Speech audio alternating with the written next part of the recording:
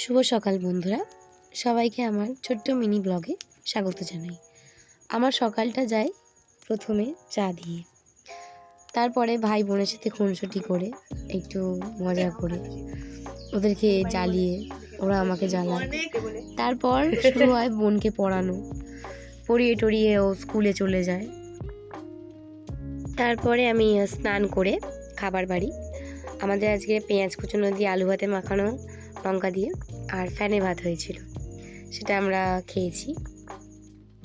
খাওয়ার পরে একটা ভাত ঘুম দেয় সবাই বাঙালিরা, তো আমিও সেই ভাত ঘুমটা দিই। ভাত ঘুম দিতে কার না ভালো লাগে, তাই না?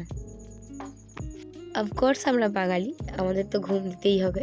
তো ঘুমের পরে আমার ভাই ডাকতে এসেছিল।